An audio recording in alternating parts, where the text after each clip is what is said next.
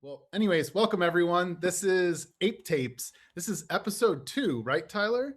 This is the Yep. second time we've done this? Okay, Yep. cool. So we're going to be talking today about all sorts of different topics in DeFi, from really fundamentals that beginners might be interested to learn to some more advanced topics that relate back to the folks here who are founders, investors, and I guess for me as a community participant and now on the Zapper team. So why don't we do this first though? Let's talk about what's the purpose of Ape Tapes.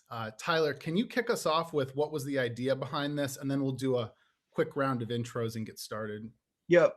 So I'm Tyler. I technically started Ape Tapes, but I started Ape Tapes on accident. Basically at the end of the year, I just made a Telegram thread with Santiago, Stani, Kane from Synthetics, and then Anton from 1inch. And I just called it Aping into 2021. And the concept was really we hadn't been on a panel for a while. We could do an end of year wrap up, and that was really all that it was supposed to be. But then the conversation was so good, and I essentially thought man, this is actually good for the ecosystem. And the concept around it is that I'm somewhat worried that when we're allowed back outside in the real world, that we're not going to do as many of these panels. And I actually think one of the major reasons that DeFi has gotten as popular as it has during the in between the beginning of 2020 to now is obviously DeFi dad, your tutorials have been unbelievable in teaching people how to, I mean, even me, I would use them to figure out how to essentially do things. So everyone from advanced people all the way just down the line. But what I'm worried about is when we're allowed to go to these conferences again, like New York Blockchain Week, we create these echo chambers where all the essentially good talks are at. And so what I wanted to do was just keep this going and be this is cool, because normally when I get on these panels, there's some investor, some media person, and they're trying to push a narrative for whatever they're essentially trying to do. And what I realized is well, why don't since we're all founders of these protocols, why don't we just get together and decide what's on it and what's not on it. And Troy moderated the first one, but we even Troy was we should get DeFi dad to essentially help with this. And I can't share my screen, but I can just show you guys I don't know. I can make you host. Here you go. And I'll finish this up real quick. I don't know who technically owns Ape Tapes. At some point, if people the first video got 1,000 views, it's picking up followers on Twitter. So if it actually becomes something, we can essentially I'll find a way to transfer. It's a public good. Yeah. I think it's a public good. I mean, you definitely started this, but it's a wonderful idea because like you said, we're still in the pandemic. Someone might watch this, a few years from now, and we might all be back in live conferences. But I think that free online content that helps people learn is a good thing. So it's the MTV/Bloomberg of DeFi. Yeah. Quality entertainment, which is how you actually get people to listen, combined with substance. Because on MTV, they're like, "Hey man, can I share my screen? Oh yeah, hold on, let me make you host again because I'm too incompetent to make us all hosts ahead of time." But yeah, no, Tyler, walk us through. So this is apetapes.io if anyone wants to subscribe to the newsletter. Yeah, so if this becomes a thing, we'll find a way to put it in a DAO and transfer it so that all the people who have been on it can have public ownership of it. But one thing is Troy is working long term. I mean, we've got to build Barnbridge first, but long term, I think that Troy will go back to working on decentralized streaming and media. He'll obviously always be involved in Barnbridge, but he has a real passion there. So I kind of after the first one was well, it would be cool to actually like long term put Ape Tapes on like a decentralized like streaming network, and like we use this streaming network to essentially like come together as founders, and like I don't know, like we also can somewhat like approve of the people who are on, so we don't bring like scammers on, and can like use it to teach the ecosystem. So I just like slapped a brand together, and the original like one had this like crazy funky like banner, and then like this will be the one for this one. So like I still have my design and UI and UX agency, and I can build a site like this in a couple days. So I essentially just got my team to put it together. So I don't know that this will actually turn into something, but like I'm at least putting the stuff in place so that if it does, it at least like is organized and has a brand and can grow into something if it does. Very entertaining as well. Yeah.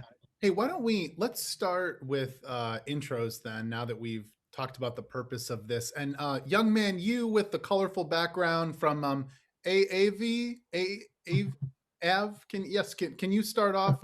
Who are you? What do you work on? And yeah, tell us a bit about yourself. So I'm Stani. I'm from Aave. I'm the founder and CEO. And yeah, I aped into Ethereum 4 years ago, 4.5, and pretty much to build lending. And what what then became first project was called Eat Lend, and that was pretty much kind of like a very primitive version of uh, what Aave is today. And today, practically Aave is a liquidity protocol where you can just deposit cryptographic assets on Ethereum and earn yield. And at the same time, you have credit line that you can exercise, or borrow various assets, or delegate that credit line to someone else. And yeah, so we try to build decentralized protocols governed by the decentralized governance, which is practically the Aave token holders that are deciding on what kind of risk is involved, and also what kind of assets could be listed into the protocol. Yeah, that's pretty much me, the young man. It sounds like a great idea. I hope you all do very well. Let's see. Santiago, you want to go next? Yeah. Hey everyone. It's great to be here. I am a partner at ParaFi Capital, and we're a DeFi focused fund. We've been doing this started officially in March of 2018, which is probably the worst moment to start a fund because the market just sort of collapsed right after that. But our thesis, my partner Ben and I, come from traditional finance. We think that blockchains really are very well suited to really transform the rails of finance, which are very, very inefficient. So I think like invariably everyone comes to crypto because they've had a bad experience. It's like buying insurance, right? The moment you have a bad experience traveling. I've always been frustrated when I go to the airport and need to change. Like FX fees drive me insane, absolutely insane to this point. Um, or seeing people like transferring wires and having a $25 fee slapped onto it for no good reason it just pisses me off. And I think the financial system is very inefficient. And I've made it sort of my life purpose to I don't want to say blow it up, but I do think to transform it because it can have it touches everyone. So DeFi has obviously come around a lot. I think there's a lot. Like last year, there was foundational layer of DeFi that was being built by some like Aave and Maker and like in synthetics. And so we're in a very interesting time. And yeah, I aped into crypto back in 2012 when I discovered Bitcoin. I'd studied game theory. I think it is a fascinating concept that you like have trustless systems, and it coincides at the moment, right, where people are.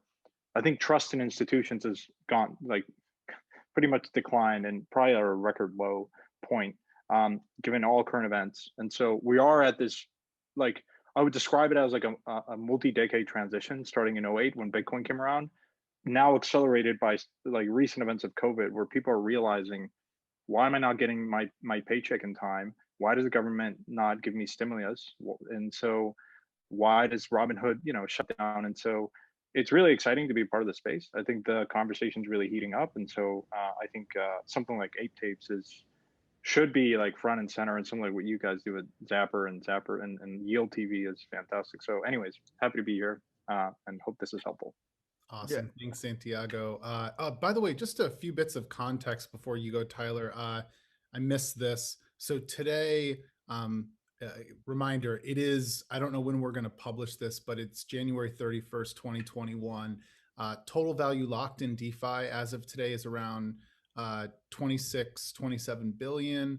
And then touching upon, those of us here, Aave has 3.82 billion as of today. That's in US dollars. So, these are, some of these numbers are just, they're so much higher, I think, than any of us imagined a year ago. But anyways, on that note, Tyler, sorry, you go next. Yeah, so I introduced Ape Tapes, but I'm this obviously, like, Ape Tapes is not like my main thing. It's just like something fun that we're doing. The main thing that I work on is I founded a protocol called Barnbridge that essentially allows you to utilize better risk management in DeFi pools. So, like, if you think of like Aave as a very large pool of money that has smart contracts written into it that determine how that money behaves. What you can do when you integrate something like Barnbridge into it, which is a tokenized risk protocol, is you can basically start splitting out that pool into groups and determining how the risk and reward is split out among those groups. So you can kind of think of Barnbridge at scale as a way to essentially move in and out of tokenized risk positions in any asset in the world or any yield stream in the world. Awesome, Tyler. And Seb, yeah, tell everyone about your background in Zapper, which is where I work with Seb. So. Yeah, hey everyone. Yeah, so I'm Seb, co-founder and CEO at Zapper. Basically, I've been in crypto pretty recently, I guess. I aped into 2017. I have a background in finance, so yeah, I studied in finance, and it was really like during one of my internships, I was like, there's just too much red tape. I feel like I have my hands tied. I can't do much, and I've always been like a creative, so I kind of realized finance wasn't for me, so I started to learn how to code during that very boring internship. And then, yeah, basically in 2017, that's really when, it kind of clicked that finance can meet creativity and kind of, have this huge wave of innovation. So started investing here and there. I don't know in 2017 if DeFi was coined yet, but there were some early protocols kind of in DeFi at that time. So yeah, I mean, started investing here and there. And at one point, it was just impossible to track my assets in DeFi. I had like this huge spreadsheets that I was just updating manually every day. And at one point, I was like, okay, I have to stop doing this. So I decided to build Zapper, which at that time was called DeFi Snap. And I was kind of just lurking in the Synthetics Discord and just like shared the link there without any expectation and kind of just, blew up from there, had this huge snowball effect. Came into contact with Nodar from DeFi Zap, and we eventually decided to merge because we had the same vision for DeFi. Because at that time, DeFi Snap was really just a way for you to kind of view your balances in DeFi, but not transact. And DeFi Zap had that like really nice UX around doing transactions. And so on May 1st, we decided to launch Zapper. And since then, been a pretty wild ride. Awesome. And yeah, reminder, I'm DeFi Dad. I aped into crypto in 2017. I like to think that I bought lots of people's bags at the end of the year and helped them all to get very wealthy before the bubble burst. And then fun fact, my portfolio was underwater for, I think, 2 years or more. And so, yeah, 2020 was like the first time I realized, hey, I don't think I'm underwater anymore. Luckily, around 2017, 2018, when I got in, I started, reading everything I could, listening to podcasts, all the usual stuff, going to events. And I quickly realized that despite whatever the prices did, I really truly like felt like, you know, like I wanted to be a part of that mission. So I ended up going to multiple meetups, and I basically stalked Consensus until they gave me a job. And that is the appropriate word. I literally hounded a recruiter there and just kept showing up at meetups, kept trying to meet other people at the company, and then got to work for a few years in multiple projects at Consensus, namely Ethereum, which is a major conference or series of events that we would do across the world. And that led us to 2020, where we had a pandemic and started doing virtual events. By that time, I luckily, I think something none of us saw back in 2017 and before is that we would get to a point where we would actually be able to demonstrate these applications. ETHLend was one of the few, you know, back in 2017, 2018, where it was like you had something to look at and to show people. And so my background had been really focused on marketing and selling and supporting software. So working in the Bay Area, it was always about trying to like understand people's needs and then show them complex software like Salesforce and Marketo and try to bring it to life. So I think I just got lucky. Sometime in like 2019, summer of 2019, I started playing around with DeFi apps again, like token sets and Compound. Um, Gosh, Sablier came around too, like in the fall around that time. But anyways, I started posting tutorials about that, and that is how I've basically met everybody here. So I would encourage anyone. It doesn't matter if you've ever made any sort of content. If you're writing or making videos or making posts to try to help people, you would be surprised how that comes back to you eventually. So on that note, let's kick off then the discussion here. So guys, why don't we talk first about before we got on, we were trying to figure out some of the topics we should talk through. And one of them was just the fact that we're living through, we survived a very long bear market, and we're clearly in what would be like a bull market now. You can see too, I still have PTSD from it. I'm like hesitant to say it, even though we're clearly in it. Uh, and we were talking about, you know, what's different this time? Like, why does DeFi have the traction that it does? And I guess what should newcomers quickly learn to understand how to participate in DeFi? So anyone can go, just chime in. I would say to start using it is the best way to learn how to DeFi. Like, I mean, I get a lot of questions on like, how do I do this? And uh, I feel like the more that I like lead a horse to water on it, then I just end up getting this like endless array of questions.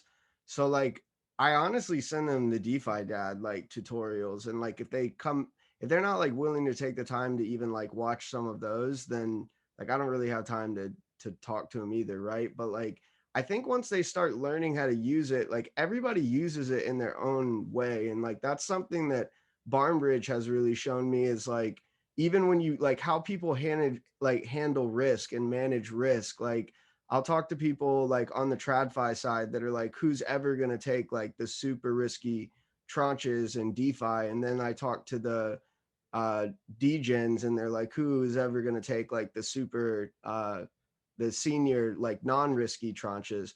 And so like because everyone uses it in their own way, I think like it's not like we're at the point that like once you teach them like how to buy Ethereum, get it into a MetaMask, like a lot of this stuff you can just use using like Coinbase's wallet. So like I kind of encourage people to learn how to use it on their own because they may find their own ways to use it. And then I think that's like huge. And then I also think like we still need a lot of people who can build things in this space. We don't just need users. So like one of the things that I've been trying to work on is like if I know people in crypto that like have been in the space or like were, you know, got jaded back in 2017, like I'm really trying to start pushing some of those people to come back and essentially like build with us because like there's a lot of talent that left. And I would say that brings me to the final point, in that what's different about like last cycle, it doesn't feel at all the same as last cycle. Like what happened with like Wall Street bets this week, where like every single person was texting me about GameStop, like, because they know I work in finance, like that felt like 2017. Like we don't have anywhere near these levels of like hype yet. And a lot of the DeFi boom that we've seen over the past year, a lot of it has been pushed uh by a lot of leverage. And I think that there is now a growing number of users. So like I don't want to like say this in like a used car salesman type way or sound like smarmy, but like I don't even think we've really gotten started. And I don't really think people realize how big this is going to grow if it starts working. So like that's, I guess what feels different about it this time is it's like on one hand, I'm like, I feel like we've made more money than any of us ever imagined. And then on the other hand, I'm like, well, shit, like, but I mean, what if we're right? Like, what if this truly does change the world in finance? And I don't think the money matters, but I think a lot of people that are looking at it saying like, am I too late? I just, it doesn't feel anything like the hype. And another thing that's important is like the yields aren't going anywhere. So like if it can only dip so much, like I think that they're, because of the leverage, if like ETH dipped like 40% in a day, it could have like some drastic short-term effects and like people getting liquidated.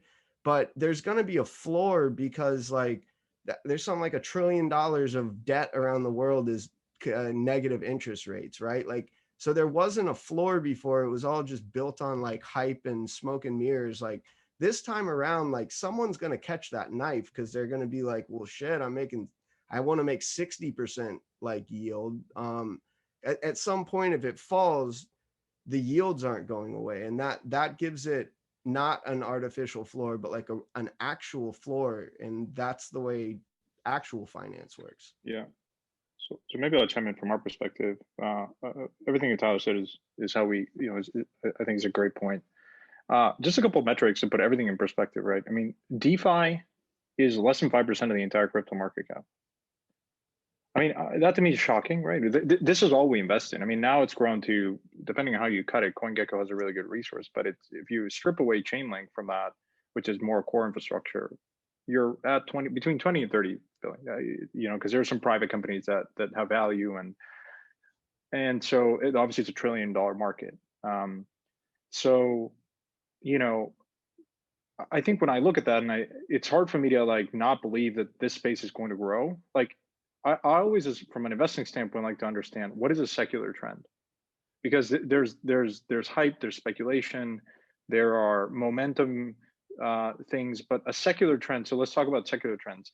The advent of writing, of fire, printing press, of the internet, and of like the industrial revolution, like the steam engine. And in a similar manner, I just think that because there are so many, we were talking about how inefficient the financial system is, that when you look at how fast like DeFi fulfills this property that really transformational technology always does, which is it's faster, it's better, it's cheaper. It creates an order of magnitude improvement to your workflow, whether you're a bank, whether you're a financial institution, whether you're a traditional consumer that wants access to credit that perhaps Aave might enable. So I think it's this idea that like, look, we don't know if Bitcoin's going to compress and go down another 80%. It's very possible. Like we've seen it. We all here have some sort of PTSD. It's possible, right? I mean, market cycles will always do that. It's human nature. But what is, I think, durable now, when you talk about an asset class that has done a complete U-turn, right? Because a lot of people called it this tulip mania. A lot of people call this a bubble over time. Well, I'll tell you what, it's not, because what is true, a true Ponzi, as a lot of people like to call Bitcoin or Ethereum or crypto generally, doesn't come back. It collapses over time. And we've seen now a complete turnaround of Bitcoin. As you said, DeFi Dad, your portfolio's come back around. I think that is some indicative. Clarify. I'm above zero. Please. You're barely above water. Yeah. Knocking on my door. Ledger Live is always, hey, Mr. DeFi Dad, we're here to give you some support. BlockFi sent us. Anyways, keep going. Yeah, I mean, to round it out, I mean, I think it's incredibly exciting for me because from our perspective, we get to talk to a lot of the founders in the space that didn't give up over the last 2 years, that are building incredible technology. And, you know, I think as to Tyler's point, anyone that ever opens their MetaMask and starts playing with this technology, whether it's your friend, whether it's Elon Musk, maybe, whether it's Mark Cuban, or Ray Dalio or whoever, just I find it hard to believe for someone not to realize the potential of DeFi if they've never played around with it. Because anyone that's been in finance, anyone that sent a wire, traveled overseas, converted to local shitcoins, I mean, sorry, fiat, knows that it's just stable coins are incrementally better, are 10x improvement to the current workflow, or something like Zapper, right? Or something like Aave.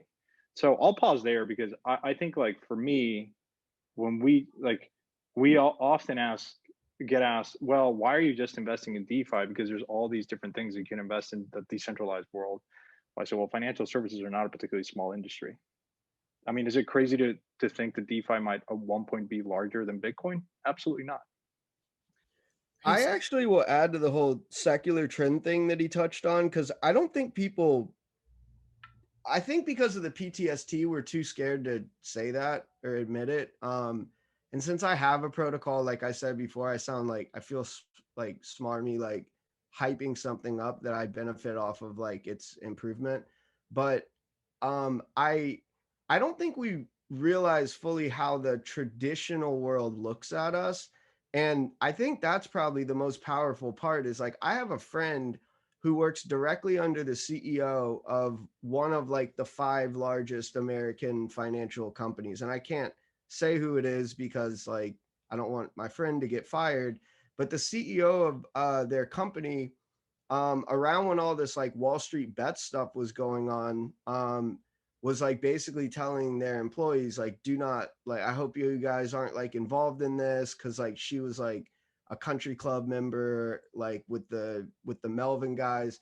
And he actually asked her like about, like they all went to like dinner that night, and like he asked her like what she thought about crypto, and she's like, I mean, if you look at what happened in like spite of today, like we had to shut the markets down and like put a halt on it. She's like, you can't do that in crypto. And like the most of the financial media is like lying. Like the way that they essentially view it is, she verbatim said that that if regular finance was like the horse and carriage, like crypto is the wheel, and there's nothing that they can do to stop it in the long term. They're just trying to stop it now because they don't know how to deal with it essentially. And that was like pretty eye-opening to me, that like, I mean, I don't think anybody thinks that the people on Wall Street are like good human beings, but like I didn't realize that they like knew they were dead men walking, and they're just lying about it. And so if they think that, then yeah, like these numbers and hype cycles and secular bull runs that we're talking about, like we're not even close. And it could go Well, down from here, but we'll come back. yeah. And I mean, I just want to say one thing. I don't think people in Wall Street are bad people per se. The same with pharma companies are not bad per se. I mean, I just fundamentally think that the incentives in the system create the possibility to take excess risk for a number of reasons. And we were talking about this over the last couple of weeks. Yesterday, Stani and I were in this marathon of a clubhouse that went on for 12 hours. I think the key takeaway from all the recent events around Wall Street bets and how the market sort of halted is this wouldn't have been possible in DeFi because you programmatically embed risk in these protocols. Like in Stani, you can probably talk this better than anyone. Like there is like how like you can't take that level of risk in Aave. You just can't, because the protocol would just not allow you to do that. Or it would be incremental, like super expensive. So this idea of like by design, the system of DeFi is just more resilient and is more it doesn't allow for the level of risk taking that you've seen in traditional finance. And I think it boils down a bit to the discussion. Like I really see like a pattern when you try to kind of like argue behalf of DeFi to, let's say, traditional let's say bankers or people from traditional finance. And one of the arguments practically is that because of the trust element, that there's trust involved, certain transactions and capital allocations and capital itself becomes less pricier. And it's kind of interesting argument in the sense that in one way it might be true, but in other way, the whole system is based on trust, which practically means that and beyond that, the argument usually is that these entities are pretty much regulated, and they have to follow regulation. They have to do various reportings and so forth.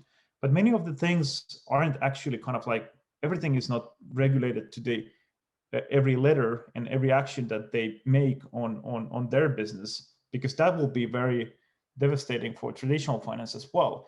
And what's interesting there is that even if it's as it's based on trust, actually that is the kind of like an issue as well, because you're trusting that all of the market participants in Wall Street, and I don't like to call like kind of like the Wall Street is the issue, because it's like it's beyond Wall Street. It's just human greed that's kind of like an issue.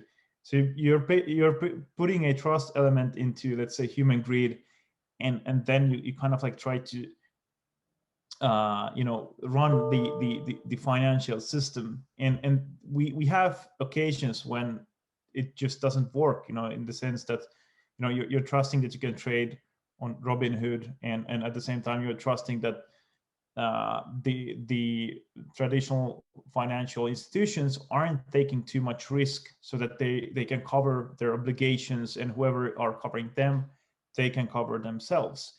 And what's funny here is that actually, like, end of the day, this trust that should actually reduce a lot of costs and make capital very, very efficient actually becomes very pricey. So the cost of 2008 is far more than we can actually imagine. And I don't think like we have survived that, because in one way we only see more debt and we have every single day we have more debt in the society globally than the day before. So, and it's kind of like being accumulating nonstop way. And in terms of like, you look at DeFi, and what's cool about there is that you can actually like build in a lot of functionality which removes this trust factor, where you don't want to have trust for some particular reason, and you kind of like want to have same rules for everyone and make those rules unbreakable. That's the thing. You cannot go in front of a regulator and explain kind of yourself, and or at the same time going for your clients to explain, or to court, because the smart contracts are actually self-executing each and every function that is practically built in. That is what makes kind of like the rules equal to everyone, and at the same time it brings democracy. So for example, when you deposit into the Aave protocol, let's say USDC, you get the protocol gives you the same rate no matter where you are. You could be based in UK, Brazil, Singapore. You have access to kind of like democratically into those same opportunities, and that's what kind of like DeFi brings, because those are built-in features, and it's a permissionless ecosystem. And I think like when it comes to like the discussion, obviously like the valuations and everything, like it is kind of like a better side of the market now, the current market conditions. And we've been building our products when the markets were good, when the markets were a bit more less attractive for wider audience. And I definitely think like technology and markets do live their own kind of like a cycles in one way. So the technology kind of like improves all the time, but then the markets are something that are catching up when there is advances in the technology and the opportunities. So for example, I mean, and of course it's driven by some of the events. For example, I could imagine that the what happened with Robinhood, and kind of like not allowing users to trade some of the assets, that will affect quite a lot. And in the future, for example, for users who are thinking where they're going to trade in the future, in a permissionless system or a system where they have an app that looks slick, but practically they don't have any control on it. And I think people are smart enough these days that they actually they can easily make the decision, especially like DeFi permissionless ecosystem. You don't kind of like there's no selection. Anyone can just plug in, and that's why it's kind of like it's built to vacuum users over time period. Yeah, and to add on that, Stani, like if you look traditionally at how the incentives are misaligned between, take for example, like a bank.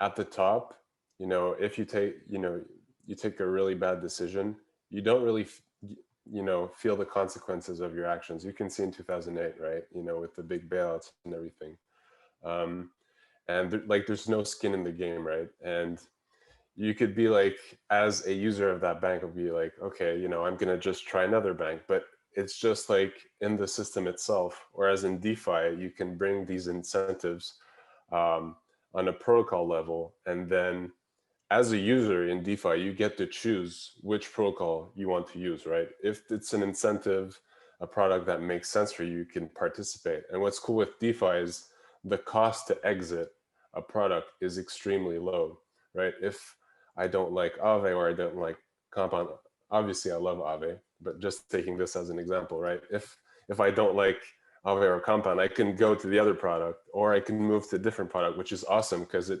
brings a level of, just a level of transparency there is on a blockchain, allows people to take more informed decisions and basically align themselves with good products. And also at the other spectrum, the people actually building the protocols have skin in the game. This is really interesting. I actually want to dig in more to this because we're talking about how accountable different protocol teams are to their community, which is very different than what we know in traditional finance. Now, the one argument I could see someone making is you guys have such a niche community. You're a super small community still. You guys are living in your own bubble. That's not true. The difference, like one of the points I try to make is that you don't have to even own a token to get into a Discord and be loud and be heard, especially if you have good ideas and you're respectful. That's really it. That's the threshold to get involved. Do you have an internet connection? Can you get into Discord? And can you like engage with people in a respectful manner? It's very different than, like I can't even think back far enough. Santiago, you'd probably have better insights into this, but like I don't recall the blowback for like Goldman and every other firm on Wall Street in like a 2008. But I can tell you, the hell that every protocol has paid in DeFi over the past year. Anytime a decision is made by the DAO, if there is a contentious decision to be made, you hear all about it because everything is just so transparent. And I think that's what makes us like stronger as a community ultimately. Like I think that's what I love. Like even though like sometimes those passions boil over within the community, I love people coming into the Zapper Discord and giving us hell about some feature. We just released like an update a week ago, and it's so valuable, the feedback that people give us immediately, so that we can make corrections, so that we can have that conversation without having to wonder or go out and solicit users for feedback. So I guess my point of all of this is, Seb or anyone else, when you are designing for Zapper in particular, I've never thought to ask you this. Like, I mean, you really, the profile of the user that you're designing for it's a DeFi user. You're not thinking about what have legacy softwares looked like on Wall Street so that we can mirror what's there and attract them. Like, it's very, what do I want to say? It's very retail friendly. And then I even like wonder if we can talk also a bit about, do we all think like, is that sometimes a hindrance to bigger money getting involved? That, wait, so I'm going to use Zapper and all these other people use Zapper and that's how I'm going to track my portfolio? Like, where's the gated software that's more expensive and better, and that, you know, people like me who have a bigger portfolio use? Like, why is the guy with one DAI using the same dashboard as me on Zapper? Why am I zapping into investments? Why am I, you know, lending with Barnbridge through the same application as, you know, someone who's new to DeFi in Nigeria? Like, how does this make sense at all? So anyways, I'd love to hear more about what are you thinking about when you're designing Zapper, and we can talk about the other protocols here. Yeah, I think like, so in general, I see a common mistake when designing in DeFi is that we're taking what has been done in traditional finance or in fintech and kind of applying it into DeFi in the mold of DeFi directly. You can think about like the first cars were designed after horse carriages, but that was like a way of just like, well, that's how we moved around, you know, we moved around in horse carriages. So this is the design for a car, it makes sense. But really, it wasn't like the right way to design a car as we've seen in the past century. So I think that the real way to do it is to really look.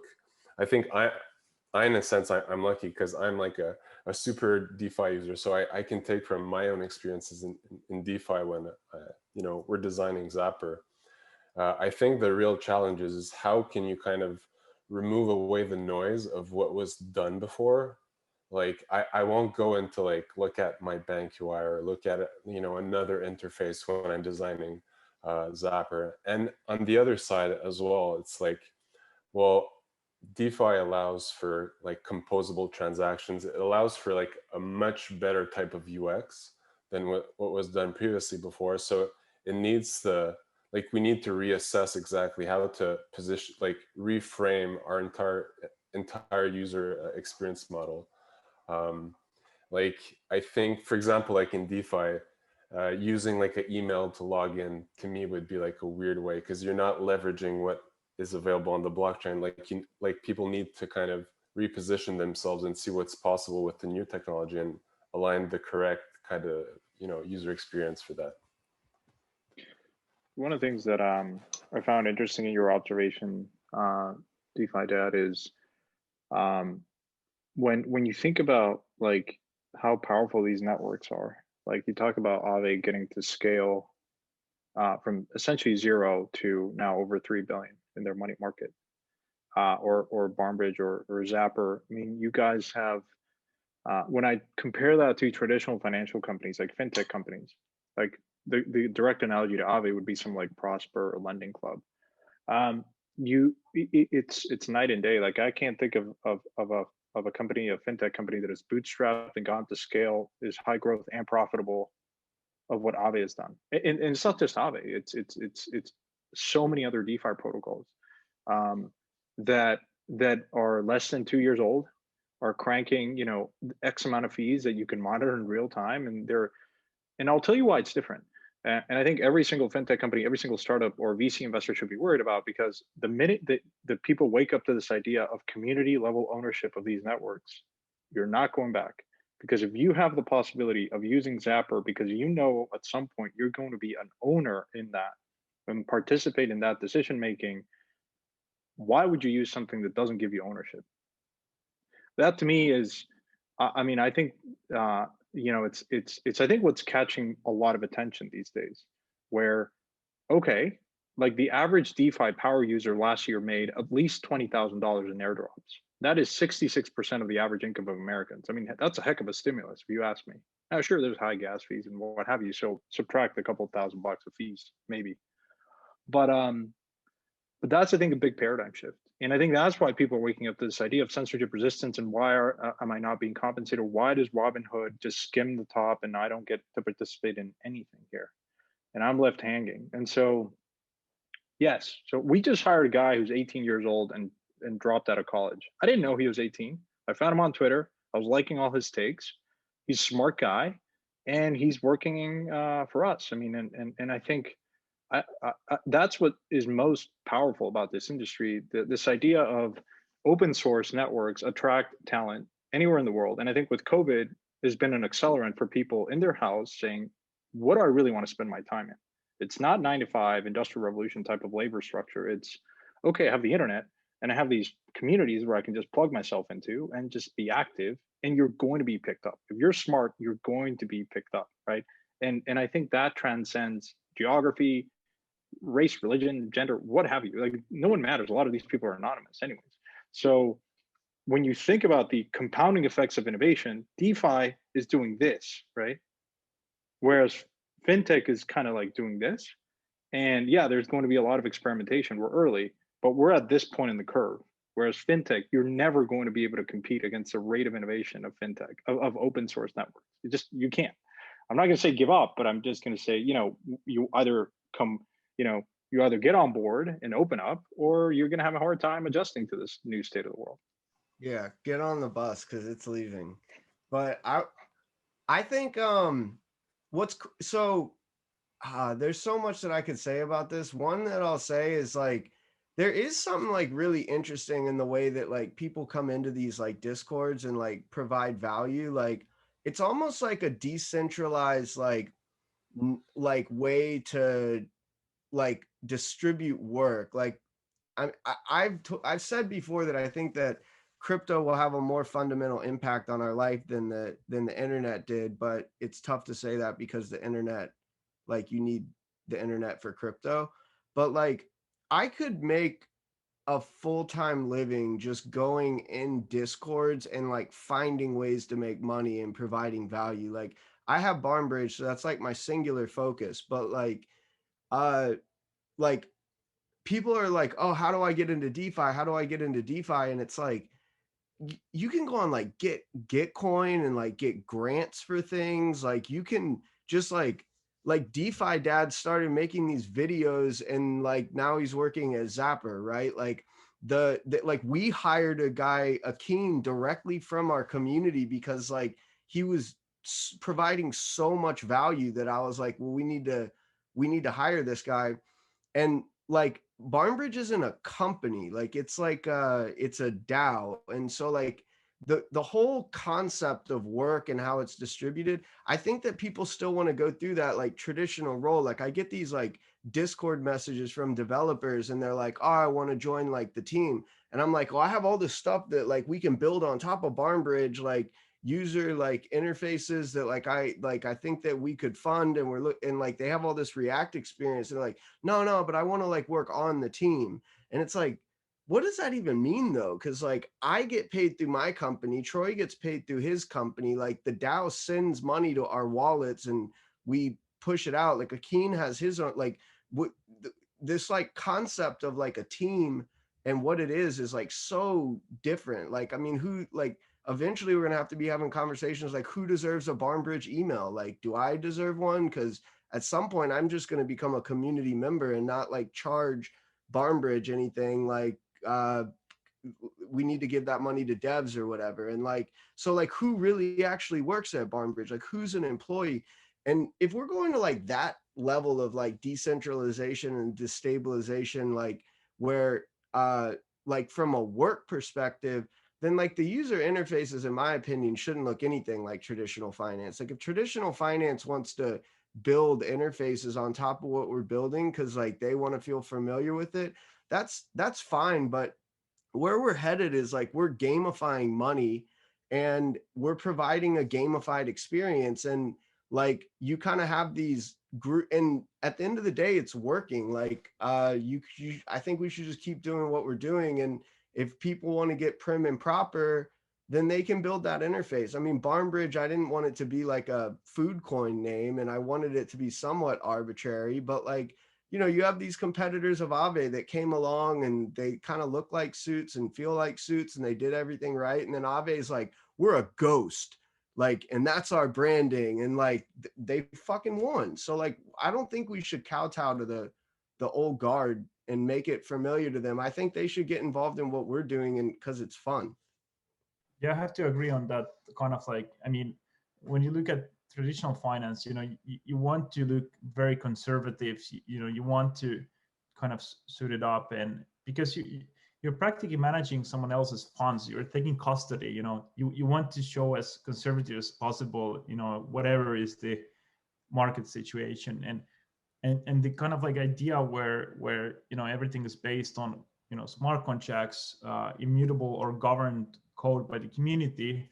You don't have to present anything. It's pretty much like what exactly, like, let's say Linus Torvalds, the founder of Linux, usually kind of like very good quote is like, show me the code. So you don't need anything else, and everything else is just kind of like practical culture. So your logo doesn't need to anymore kind of bring any comfort or whatever messaging you're creating. It's just about culture, like what your community does. And I totally like, I love the idea of working for a DAO and getting grants, and that is something we're now pretty much working in the Aave community. So they kind of like, we can empower everyone who comes. And mainly one important thing is that it's not just like developer centric ecosystem. There's far more people who are not developers that we need to empower. And Gitcoin is doing that pretty well.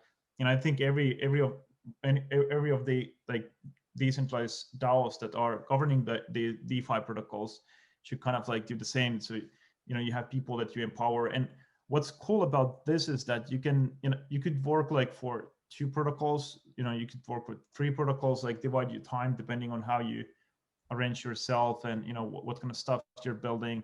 Or you could just dedicate practically your life to a one particular community.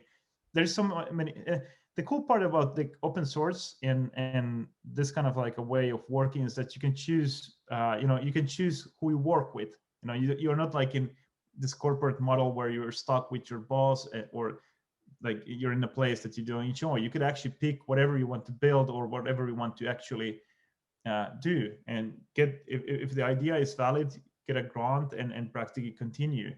And I think grants, especially, they probably become more organized. Like, one thing what's worrying me is that that we have this kind of like grant bodies within the different protocols, and there's then people that are kind of like barriers for getting grants into on chain. But I don't think it will happen that much. I think it will be quite open ecosystem, and you could definitely like go in and just, even if you're not a developer, just ask funds and start practically working. And it's you don't need to even like ask a ground, just going and contributing, like listening what other people have to say, and share your thoughts. And that's how the culture kind of like continues.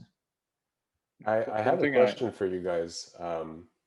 So Stani and Tyler, like on the DAO level, it has to be hard to like coordinate around different efforts that are happening all around. Like, how do you see DAOs being able to like kind of solve the coordination problem when deploying different products? Because you see, like, it takes some time to do a really good product, right? And sometimes you have to have dedicated resources that don't change, that don't move to another protocol or move to something else to work on it long term. So how do you see,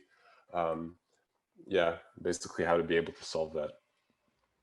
I'll try to answer this real quick because my dogs are going crazy. I must have like food getting delivered, but I think that it's gonna be more in the format of like a republic. Like I saw a guy tweet yesterday like, oh, like if you say like decentralization is gonna lead to like democracy, like what you're like electing a centralized agent. And I remember looking at it like, what is this guy talking about? Because I think that DAOs, it's kind of like Ethereum. Like Ethereum long term, I think will process large batch transactions, like because you don't need like a Capital One like cigarette purchase to have to compete with like $100 billion bond from Society Generale.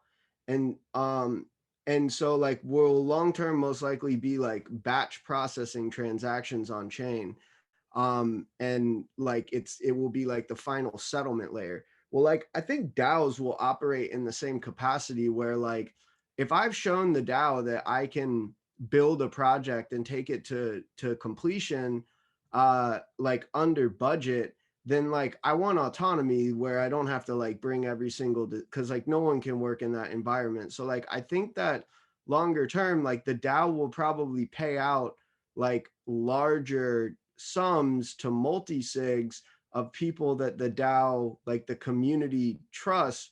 And like that's kind of, I mean, that's kind of the way the world works. I mean, not everybody wants to do all the work.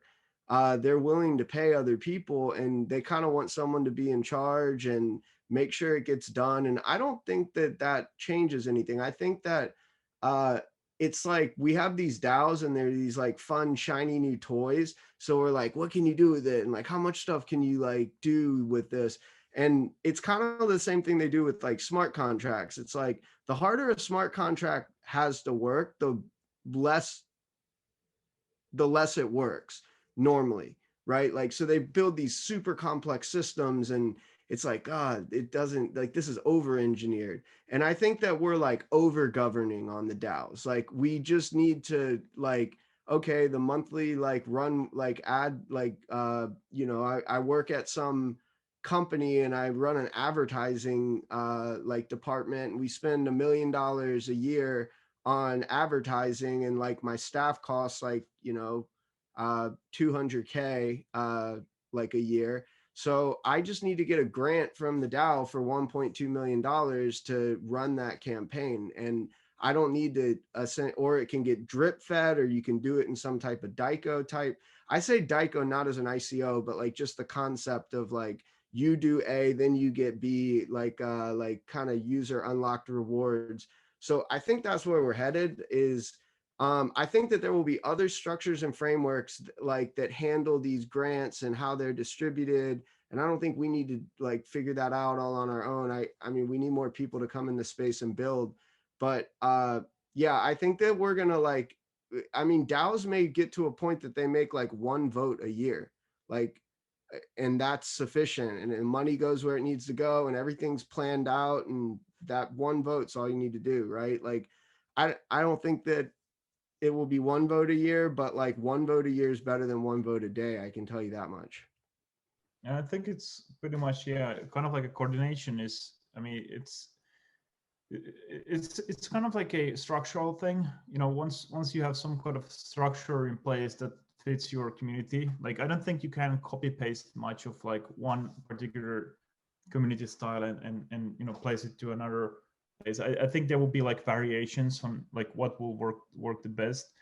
And then if there's resources allocated to actually manage grants and make the process more seamless, and there's documentation that works pretty well. But I guess like the good starting point definitely is that if you have people who are interested in contributing, getting them into one place in a group and just practically doing it together, you know, thinking on how we could make this work, you know, that could be like a one thing that might work pretty well, especially like if you start to have a lot of contributions. And you know, contributions itself and grants isn't like anything any new thing. I mean as long as open source has been kind of like built, there's examples how to run grants. And I really love to always quote and refer to I mean the Linux Foundation, because you know that's one of the oldest open source movements, and you know they have been doing pretty well. So each release of for example the Linux kernel, I don't think it's the kernels, but each periodical release of the operation system, the main core, I mean there's like 2,500 contributors. So you know I mean and like it's not like all volunteers, you know, there's a lot of paid people there, and it's just like there's way smaller amount of volunteers. And some of the contributors are actually like even contributing from, you know, big companies directly, so they're paid by the companies instead of the Linux Foundation. what's pretty interesting is that, I would really hope a kind of like a future where, JPM, Goldman, they dedicate resources to build, to contribute code into Aave, into Barnbridge, and so that's like something that I'm pretty excited if it happens, because DeFi helps them. It takes a lot of maintenance out of their shoulders. If they have a banking backend that actually functions 24/7, accessibility, liquidity, so sort of things, it's their job to practically, create good experiences and contribute whatever they want to contribute into the backend of the new backend of the finance, which is going to be DeFi. So, do we think then that a protocol in DeFi can be successful that has built a great product but is not as good at governing? Is it possible for a team to be successful, for a community to be successful, having built a killer product, but let's take it to the extreme. Let's say they're really shitty at governing. Is that possible? Yeah, because money Yeah. and transaction fixes a lot of problems. Like YFI, I don't want to say that they're bad at governing, but they've had a tough rollout as of recent in governing. And also the way Andre distributed the tokens, like he even came back and said that he wouldn't have like originally done it. If he could do it all over again, he wouldn't have done it in the exact same way. And like 9 times out of 10, a community like YFI's would have blown up already. But the reason it hasn't blown up is because that product is so fucking good. And so I mean, at the end of the day, the product is the most important thing. I mean, the community is important, but if a product is good enough, I mean, the community almost is part of the product though, which is what kind of complicates it. But yeah, I mean, like, I think that there's these like juggernaut movements that because it's like a snowball going down a hill. Like I've started so many companies, and then like I started Barnbridge, and it was just like shit. This was so much easier than some of the other things that I just worked for years on, and I had to do all that to learn what I was doing, so I knew what I was doing. So I don't want to say it was like easy, but like when you're essentially looking at it, it's like the right place, the right time, a good idea, like traction, like all that stuff matters. And all of that stuff also fixes like blemishes. Like, so if I was trying to start this thing and I had bad governance and like everything was this uphill battle and I was like pushing this rock up a hill, like at some point you're just like, is this even fucking worth it? Right. But if it is worth it and it's a thing going down a hill and it's picking up all this steam and snow on the way down and starts to avalanche, then you're like, well, I'm going to ignore like this and like go ski that or what. I don't know, like if that's the best analogy, but you get it. I'll give you an example. But generally, like, I think it's too early to tell, candidly. Like, there's instances where like there are very governance heavy protocols. Maker is a perfect example of that. It's unrealistic for MKR holders to be voting on stability fees and like debt ceilings. The market should dictate that. What Aave does is more efficient, infinitely more efficient, right? The market will tell you based on supply and demand what the utilization rate is, and then you derive to an interest rate, and you let the market determine these things. That's more efficient. An MKR holder, the cognitive load that you need to have is impossible, and that will ultimately handicap their growth. Because how do you then imagine like the collateral list keeps growing and growing and growing? You start talking about real world assets, it's impossible. It's going to be inherently more inefficient than something like, I don't know, Fey or Reflex or some of these other like contenders. But Maker does benefit from a first mover advantage. But look, I'm not saying that they can't be displaced. They are a key primitive in DeFi. They're like the central bank. So there is a little bit of first mover advantage. Back to the point that Tyler was making, two points, I guess. One is accountability, right? When you talk about grants and DAOs and ultimately like the fact that I think Tyler and both Stani and Seb, you guys probably sympathize with is if you really do start doing things that go against the community or against all the stakeholders in the system, you're just putting yourself in a position where someone's going to fork your code, and they're gonna vampire attack you, and it's always a possibility in open source, but moving and migrating a community takes a harder time, right? A harder thing to do. So, I'd say like governance is one of those things that it's early, it's very messy. Uh, you have protocols like Aave and Synthetics that initially you needed to have some like Stani to just pound, like literally pound and drive the direction of the protocol forward. Otherwise, it would have been so chaotic, like nothing would have been built. Wi-Fi is kind of in that transition where it's more amorphous and it's a hydra and like what gets done and what doesn't get done. I'm not dismissive of that model. I just think it's a bit complicated. It really just depends on the evolution of the protocol and also the type of protocol, right? So this is my 2 cents.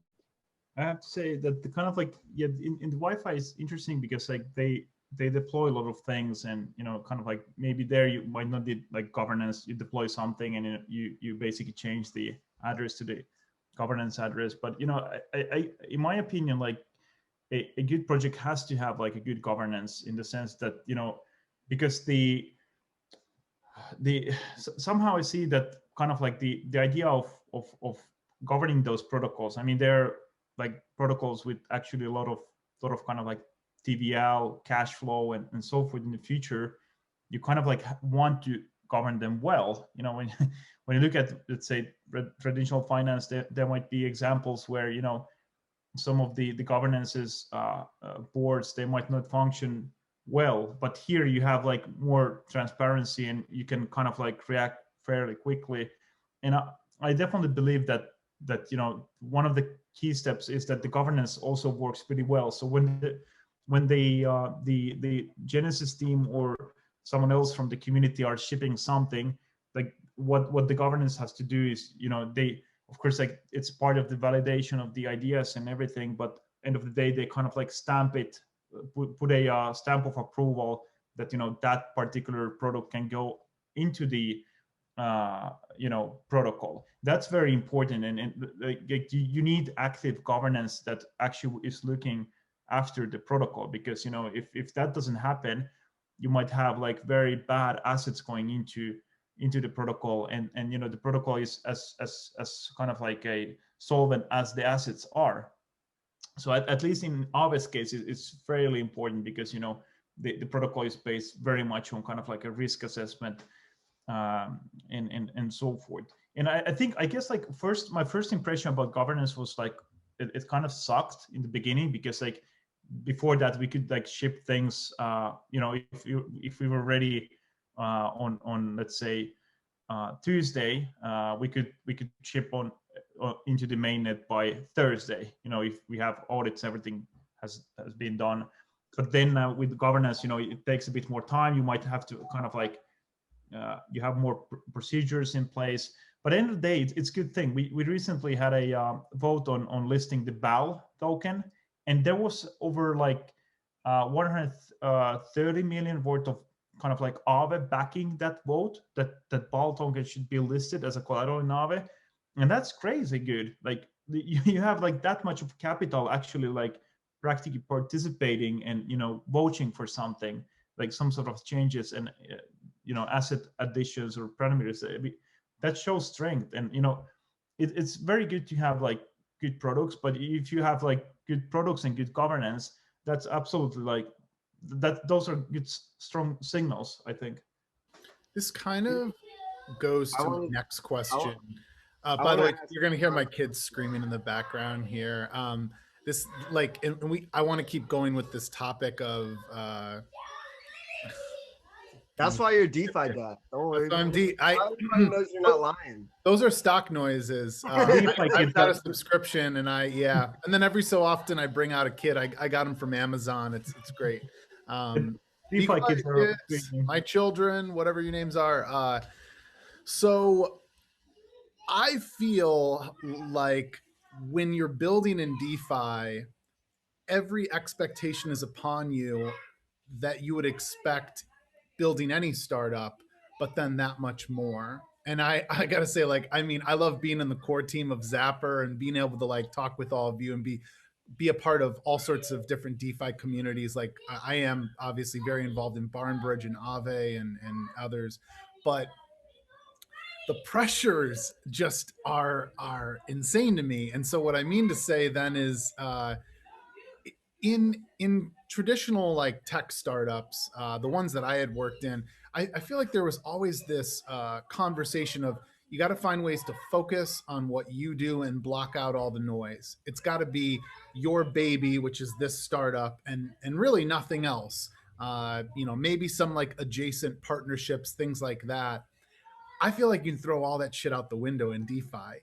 Here, it's like, so yeah, you do need to be very involved in multiple projects. You do need to be participating in different yield farming, because if you don't keep up with those trends, like the protocol, the community, everything can fall behind. So, yeah, I guess like how do you all prioritize your time? Because I feel like you're supposed to, of course, focus on each of your babies. And Santiago, you could talk to this more as a capital allocator. But how do you do that then, and also like keep your eye on like all the different communities? It's part of what we do at Zapper. We basically work with everyone, so it's kind of part of the of it. But I also could tell you that it's a crazy fire hose that never seems to calm down. So maybe Tyler, you want to start with this? Yeah.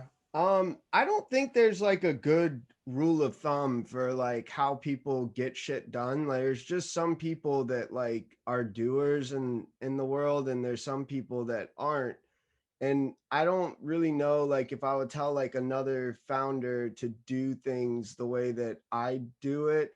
I think they have to do what works for them, because there's like a lot of ways to like make something happen. And like, you know, like not only like I'm not the only person in the world that could build Barnbridge. Like there's other people, you know, like Elon Musk could figure it out, right? Like and there's probably like people that just own a restaurant, if they really stuck their mind to it, they could figure it out. So like the I think that like productivity is like a lot like down to the person, and I don't really think I would recommend my lifestyle to another person. Like it's a lot of coffee, it's a lot of like not sleeping, and it's a lot of just like being like generally curious, that it's like not work to me. Like none of this has been work for 5 years, but like if you talk to someone else, they're like, Tyler is a workaholic. Like so like I mean I feel like I have like the privilege to work on other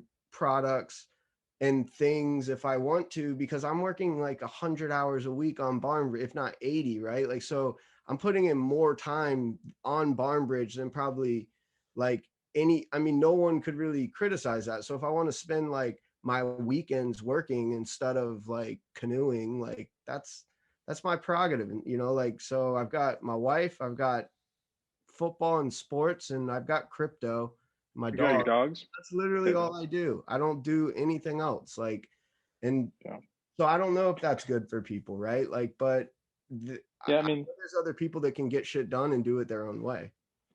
I'd say like, look, I mean, I think this is a generational opportunity. I think we're lucky to be alive. I think this is the most fascinating socioeconomic experiment. And when I look at that, I mean, it's just hard not to do like to just all 24/7 be thinking about this. I mean, I don't know. Like, I just came to terms that I don't want to be an average person that just is like this concept of like a well-rounded, balanced person. Candidly, is bullshit. I hope no one ever talks to me about. No one ever describes me in the terms of like, oh, he's like a well-balanced person.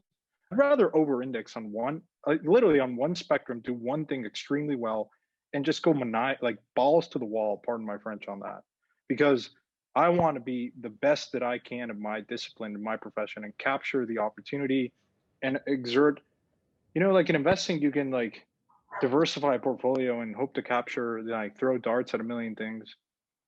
But I don't know, like I'm not convinced about that. I think like once you find one opportunity, apply like as much pressure to that to make it a reality. And I think you can definitely do that in crypto. You might not be able to do that in like traditional markets, but like in crypto, it's so early that, I mean, Stani and I literally, and Tyler jumped in yesterday, spent 12 hours talking about DeFi. And like the level of energy there, I wouldn't necessarily envision, maybe it's COVID, maybe it's because there's no opportunities to go outside and socialize. I don't know. I've always found this like pre-COVID too. I'd rather be in a clubhouse or in a Zoom meeting or here talking about these things than, I don't know, going to a bar or doing some random stuff, you know? And that's fine. You know, I think like, to me, like where I came to terms is there's a great documentary about Michael Jordan, and I'm not comparing myself to Michael Jordan. Full disclosure, he's a beast. But um, you know, like a lot of his teammates in retrospect were like, yeah, it was really hard to work with Michael. Like, yeah, he was a little bit of he pushed you to the limit, and sometimes it got really uncomfortable. But I'll tell you one thing, they all look at their hands and they see those 5 rings, and no one can take that away from them. And I'd rather be a part of, like, I think we have the opportunity to really reinvent systems that are broken, that are not working, and the world is realizing we might as well capture the goddamn opportunity. Yeah, I completely echo what Santiago said. I'd also just tell people, like, we are like obsessed with what we're doing. Like, it's a level of obsession that like you can't clone or mimic or duplicate.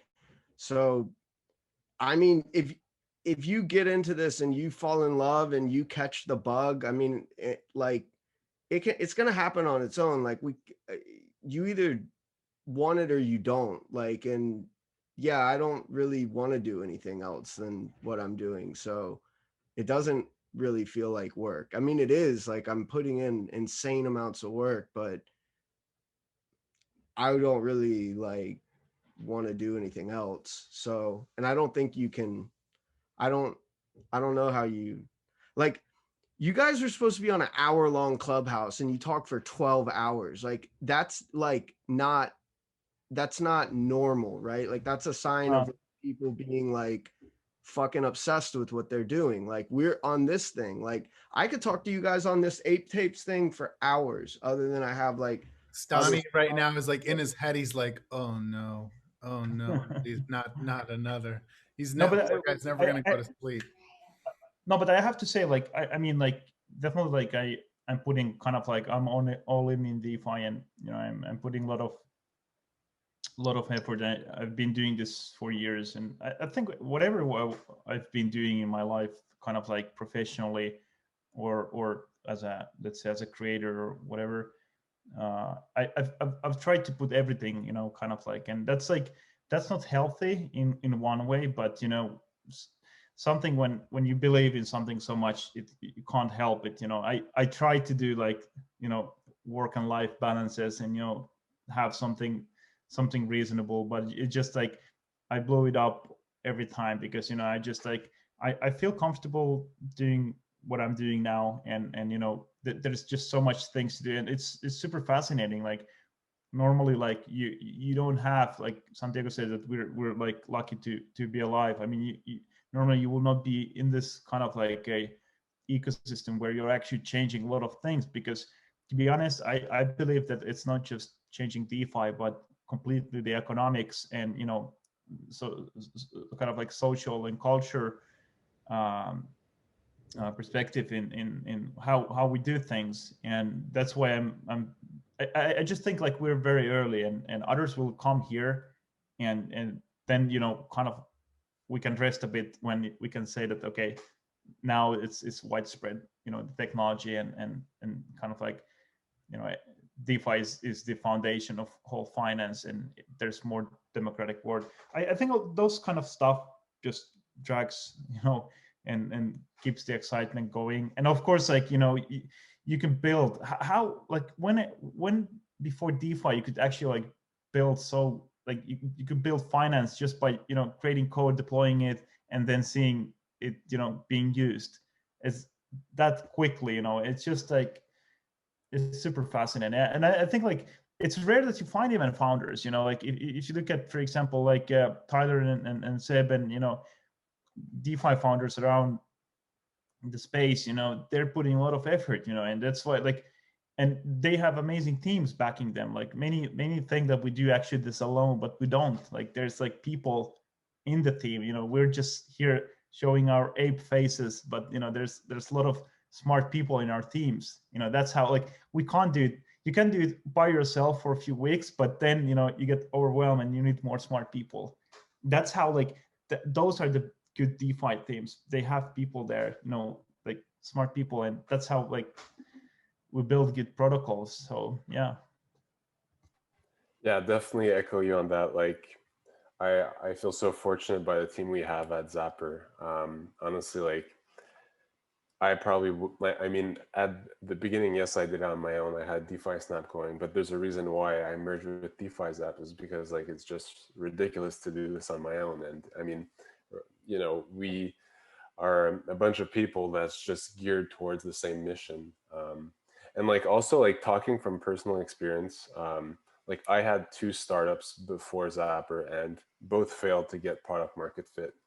And they were like good failures, but like now that Zapper has blown up, to me it's like once you get product market fit, it's like it's something that's so rare. You're not going to just leave it, right? You're going to just focus, and you're going to put all your energy towards it, because it's not something that it's kind of just like I stepped on the landmine, right?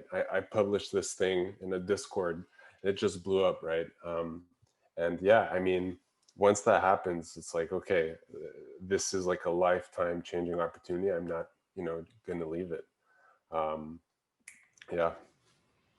Yeah, we didn't build in the down market to give up now. Like, why would we take days off now when we were building? Like, I felt like a crazy person screaming at a wall 2 years ago trying to explain to people why we should build Barnbridge, and now like everybody realizes we need it. But I mean, everyone on this call was putting in work when no one gave a fuck. So I'm not gonna stop now that people do. But I have a question, Seb. How many people does Zapper have? Because you guys like crank stuff out. Like every time I see something like released, it's like, oh, like this protocol got released, and like 2 hours later, it's like Zapper's built an integration, and it's like, what is these guys' workflow? Like this isn't like agile coding like they're just like, do you guys just have like an army of people building these integrations? Like, how do y'all do that? Yeah, well, right now we are 8. We're 6 engineers, and honestly, like our structure is like we give every developer a lot of autonomy. It's like just push it, right? Don't mess around unless it's something transaction related that there's a bit more risk. Like if it's adding a new portfolio, like just do it, push it to prod, and we're done with it. But like there's also like part duty where it's like, well, if we don't support that protocol, someone won't see their entire portfolio. So it feels like we have to be there because we're the place where you can track everything. So a lot of it comes from like a sense of responsibility that we have to do these things. Yep. It's funny because the kids are taking a bath, literally a door away.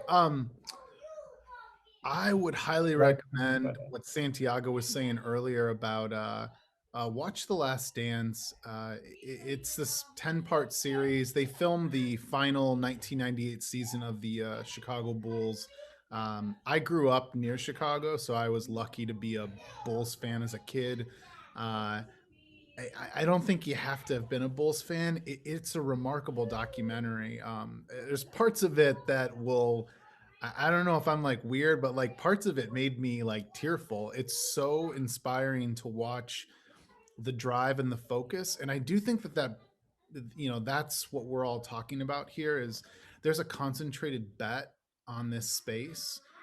There is no one that could convince me otherwise at this point. Like, there's absolutely no one in the entire world. I didn't need Mark Cuban to reveal that he's using Aave, which is pretty freaking cool. I really could have lived in this space for a decade with little like mainstream attention. And I think as we all pointed out today, like we're still it's such early days, like 5% of the crypto market cap is DeFi. But yeah, like it's like what you were saying, Tyler. Live through a bear market, and you'll realize like how amazing it is just to be seeing people trickling into this space.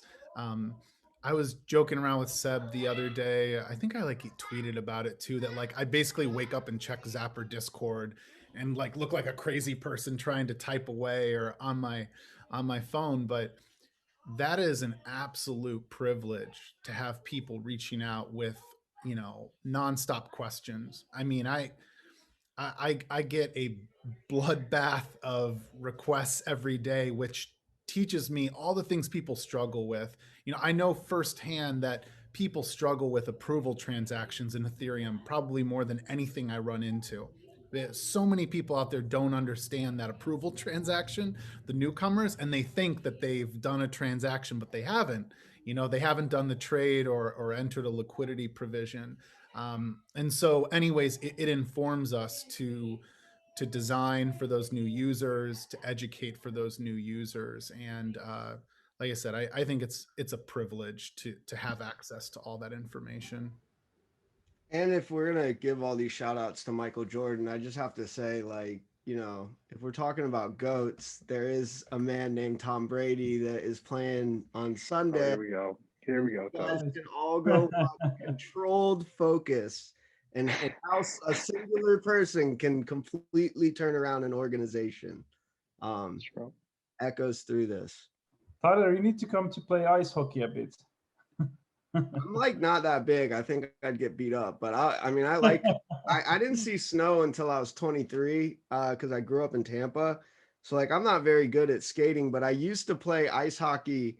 Not ice hockey, but like rollerblading hockey in my neighborhood, and we would get all like cut up, and I like that was probably like my first entrepreneurial venture. My mom sent me like a like newspaper clipping because I started like a hockey league, and then like I like got these other kids to compete with us, and it literally just started on my little street, and then like more kids joined, and then and then it turned into like neighborhoods competing with neighborhoods, and then like like the news was following us, and it was literally just me like just starting like playing hockey. But I don't think I could play on real ice skates. I'm not that when it comes to like snow and ice, I'm a Florida person. Who's better at hockey, Stani, Finland or Canada? That's a tough one. I think, when is the next games? I think if they play this year again. Yeah, I guess I don't know. We'll see. He always gives like the no drama answer. His like laugh too is like, oh, when do they play? I don't want to piss off the Canadians. that actually, that also goes back to like one of the things that I've been fascinated by with all of you is just that I think that you really like flourish in DeFi when you are cutthroat competitive, but on the surface you're ready to help anyone.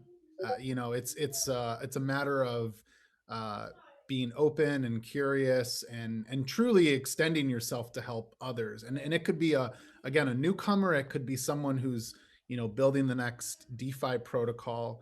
But like, make no mistake, like everyone is competitive. Like I would cheer on every single team in DeFi, but I mean, at the end of the day, like, yeah, like I me and Seb working together at Zapper, like I'll step on your throat if you go behind my back. So, and I think that goes back to what we all had seen working in the startup world, but I think what is asked of founders in this new community where you have to extend yourself. I think right now the stuff you guys have been doing with Clubhouse is so valuable.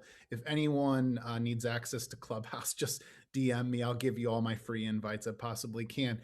These great conversations where you can just listen to peers asking really genuine questions, but you can also find I saw a bunch of Badger DAO community members the other day pummeling Chris with really hard questions about putting in a time lock.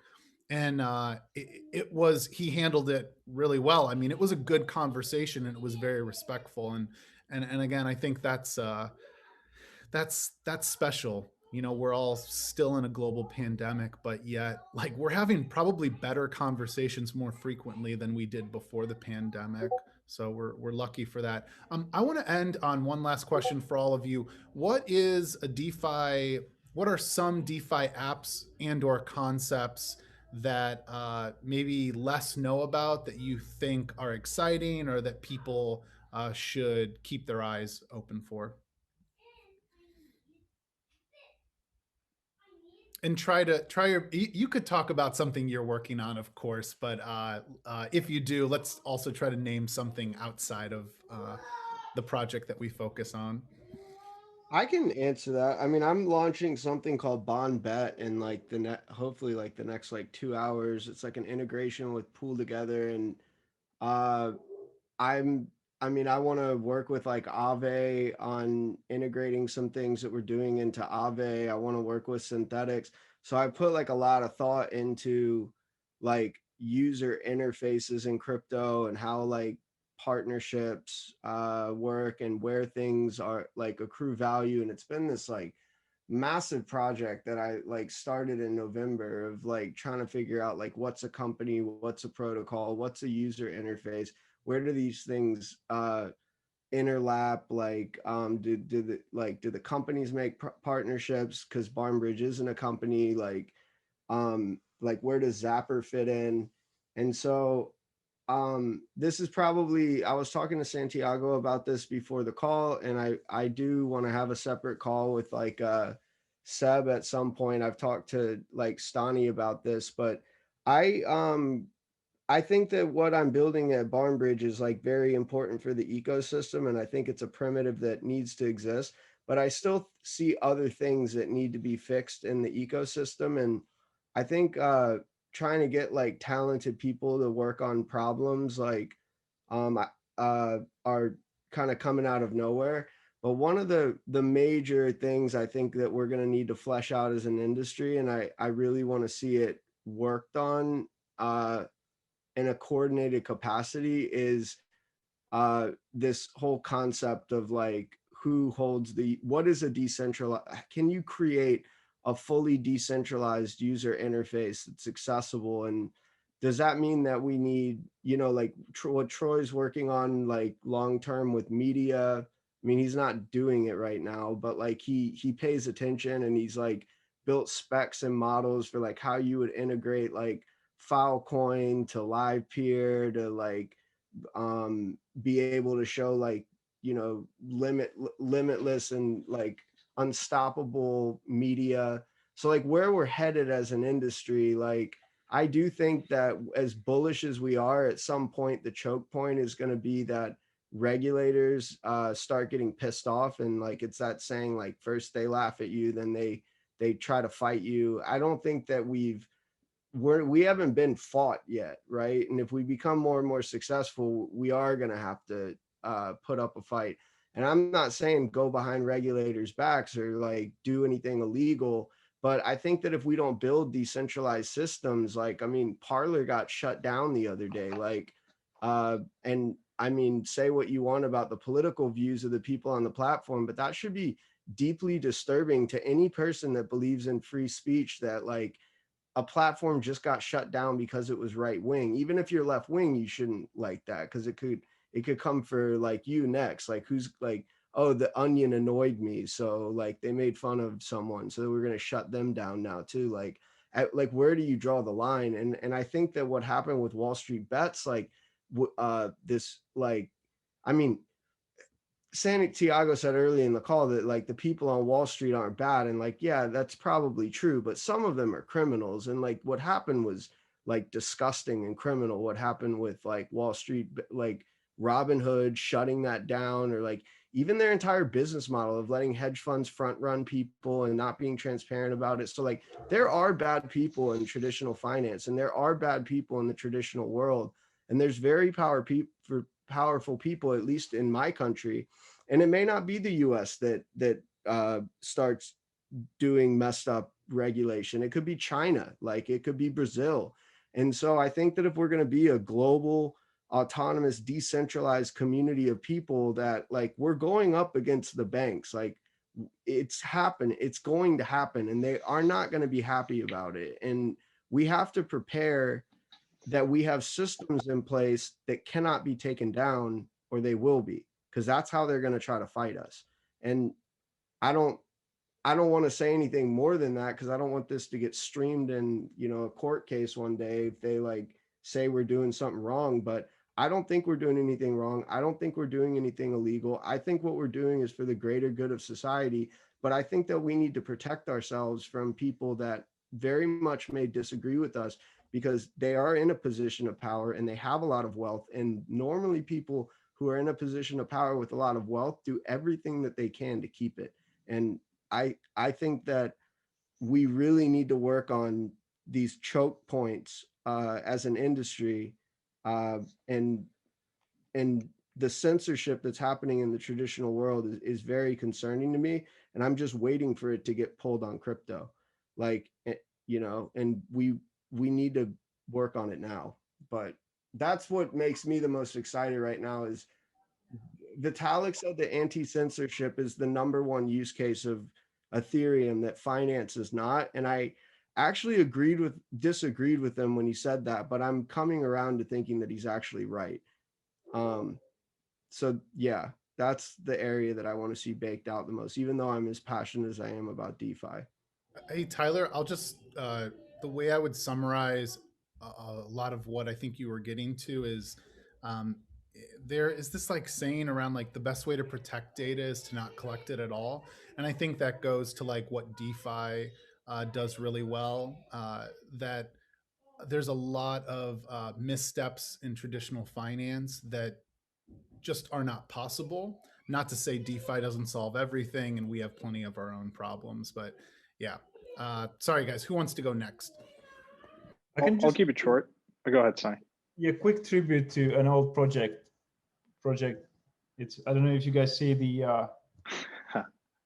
yeah logo. Oh, the lend I should have held on to. I bought. I wasn't in the ICO, but I definitely held it at one point when I probably should have kept holding. But it's fine. I returned to my beloved ETH lend / Aave at a later date. So, But one Someone project to start a old sweater, like I would kill for a Mastercoin hat or something, like, you know, like the old, like super old school shit that didn't work out. Like someone can make money if they start a Shopify. I mean, I don't even like Barnbridge, like just use our logo. I don't care. Like just make cool shit and people will buy it.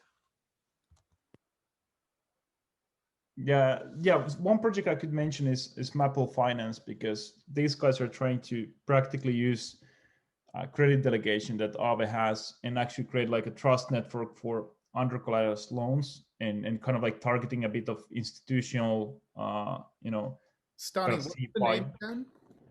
Maple How Finance. do you spell that? Maple, like maple. Maple, yeah, like maple syrup. Yeah, Maple Finance. I like that project too. Yeah, that's quite interesting. I mean, they're rolling out soon, and it's interesting to see like how those trust networks will work, and that's fascinating because they're trying to also kind of like get fixed loans and so forth. So I'm following it really, really closely. Something I'm really excited about is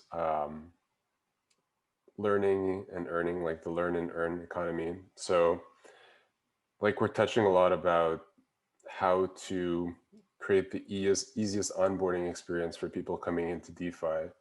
And perhaps we're kind of like approaching it the wrong way, right? Where it's, well, you know, they just research or they ask, you know, a bunch of people and they get their answers. What's really cool with DeFi is we can actually have a more, you know, proactive approach and more interactive approach where they actually do it and they earn money by learning, right? Like Rabbit Hole is doing it right now. And I think that we're going to see a ton of different projects. And I think it's a critical element to kind of become top of funnel and have this easy way of onboarding. And I think perhaps we're going to see a lot of different projects kind of pool money together. So for example, Aave Synthetics, and you have like this sort of DAO that easily helps people kind of, well, here's how Aave works, and you take a loan, everything, you earn Aave tokens. Same thing with SNX.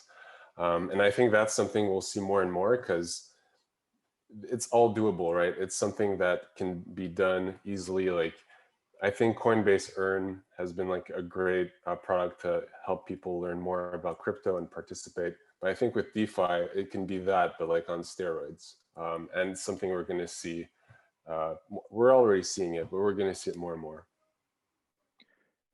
Yeah, absolutely. So that's such a good point. And I'll extend that further. I think for where I'm get really excited is at this intersection of digital scarce goods and programmed gamified finance.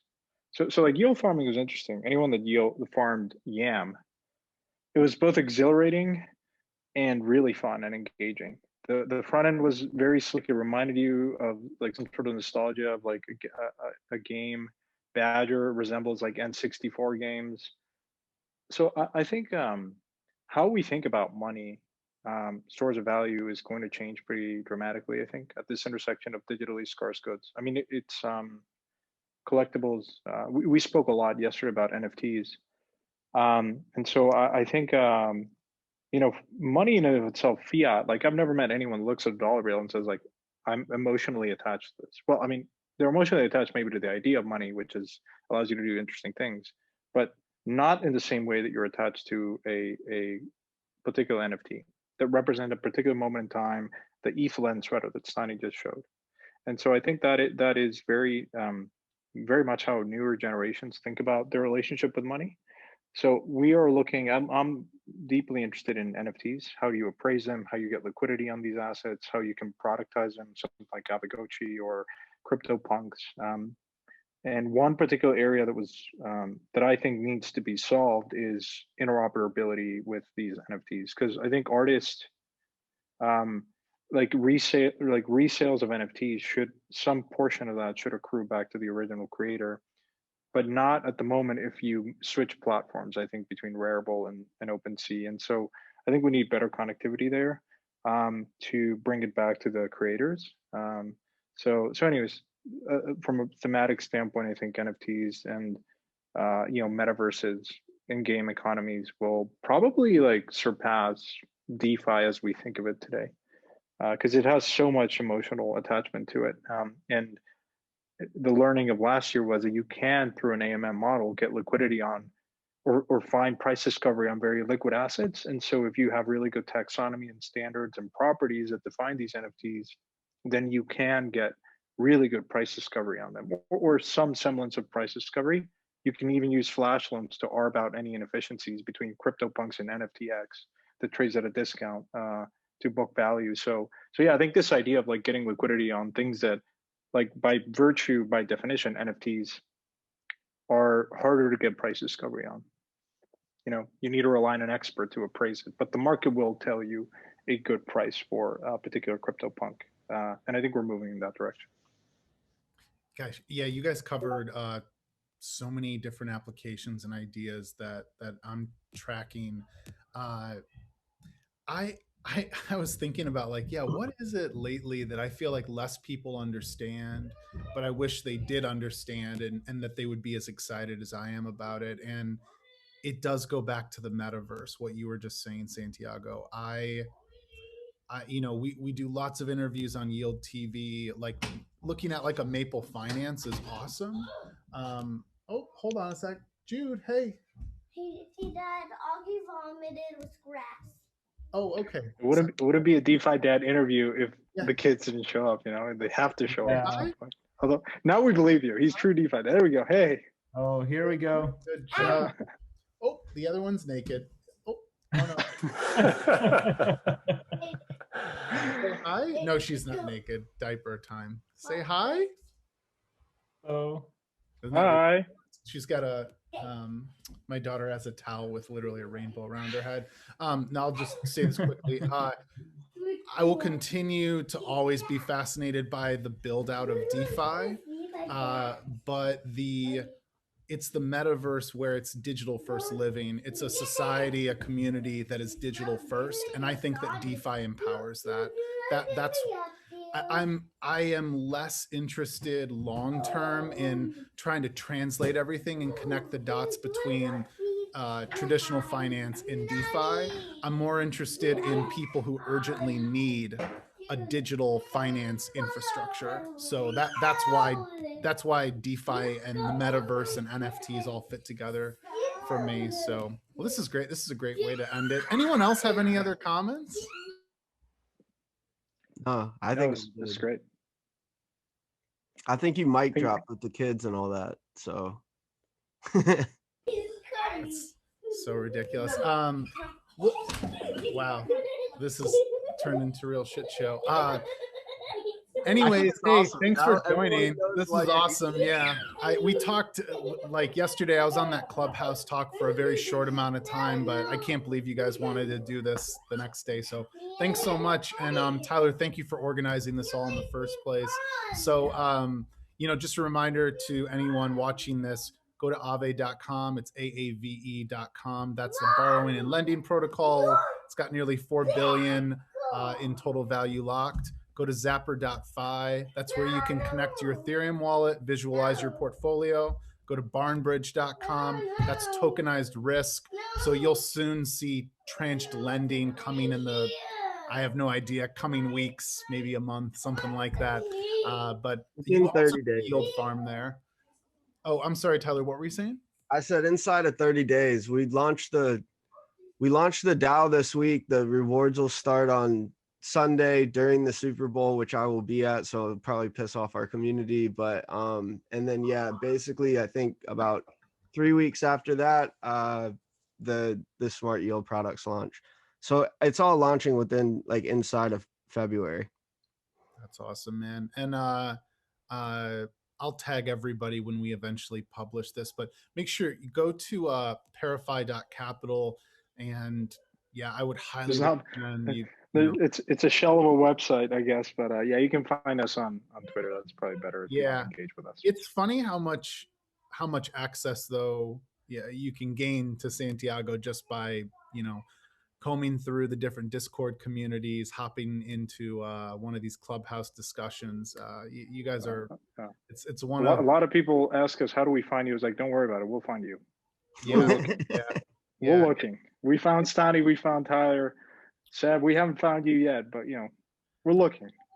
It's that new age activist investor, I think, in DeFi. Like, I don't think the days of capital allocators that write a check and then meet with you maybe like once a quarter, a few times a year. That is not the life of a capital allocator in DeFi. So maybe that's something we can talk more about in the future with you, Santiago. But anyways, thanks so much, guys. I guess we should all wave goodbye, and we'll pretend like I'm turning off the episode. Thank you, everyone. It was great. Great chatting. Take care. Bye, y'all.